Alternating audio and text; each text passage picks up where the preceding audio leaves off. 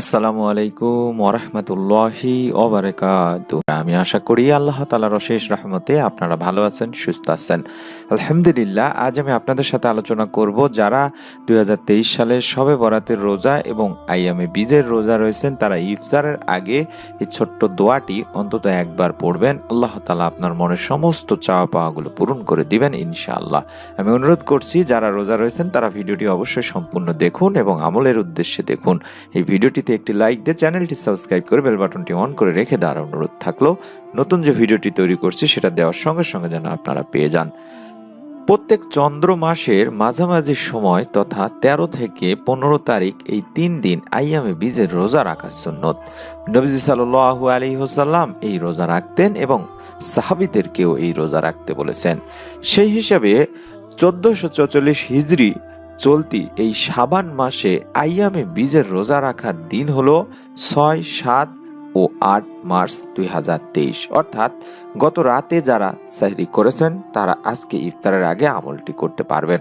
আল্লাহ রাসূল সাল্লাল্লাহু আলাইহি ওয়াসাল্লাম উম্মতের জন্য প্রত্যেক আরবি মাসের মধ্যভাগে 3 দিন রোজা রাখার তাগিদ দিয়েছেন।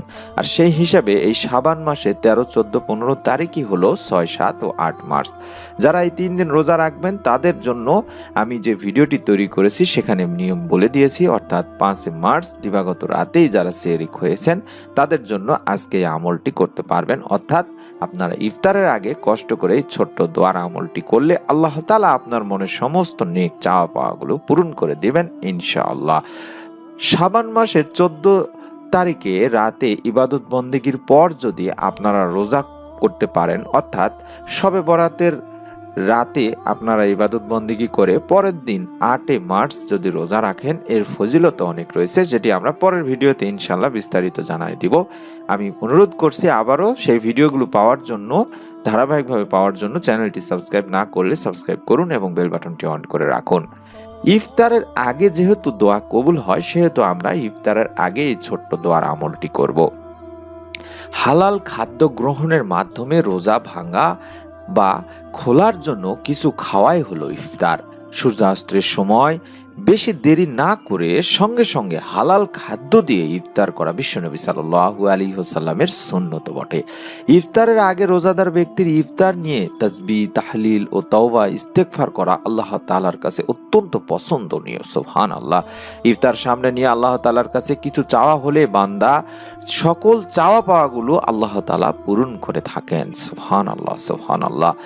হযরত সাল ইবনে সাদ রাদিয়াল্লাহু তাআলা আনহু থেকে বর্ণিত এক হাদিসে আল্লাহ রাসূল সাল্লাল্লাহু আলাইহি ওয়াসাল্লাম বলেছেন, মানুষ ততদিন পর্যন্ত কল্যাণের পথে থাকবে যতদিন তারা অবিলম্বে ইফতার করবে। অর্থাৎ বিলম্ব করা ছাড়া সঙ্গে সঙ্গে ইফতার করবে, ইফতারের সময় হওয়ার সঙ্গে সঙ্গে। এটি বুখারী এবং মুসলিম শরীফের সহিহ একটি হাদিস।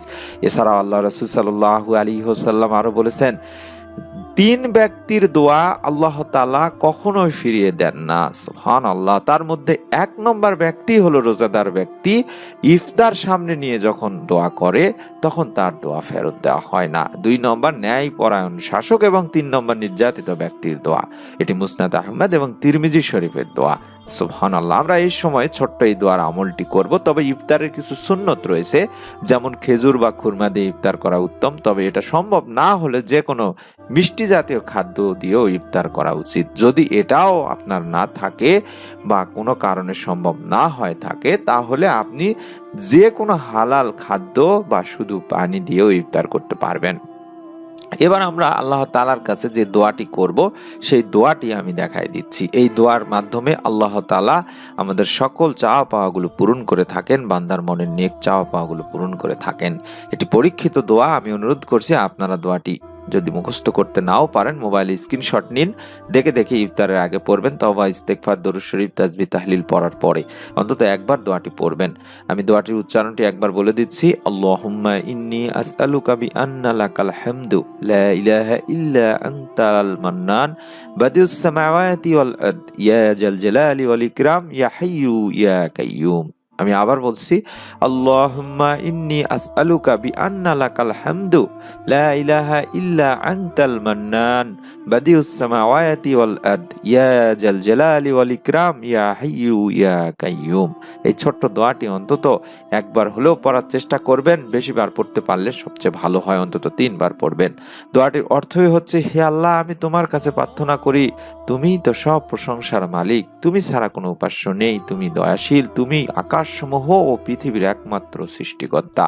হে মহান সম্রাট ও সর্বোচ্চ মর্যাদার অধিকারী, হে চিরঞ্জীব, হে সর্বময় ক্ষমতার অধিকারী। সুবহানাল্লাহ, সুবহানাল্লাহ। দোয়াটি পাঠ করলে মহান আল্লাহ মুমিন বান্দার মনের সব চাওয়া পাওয়া এবং সব নেক ইচ্ছাগুলো পূরণ করবেন।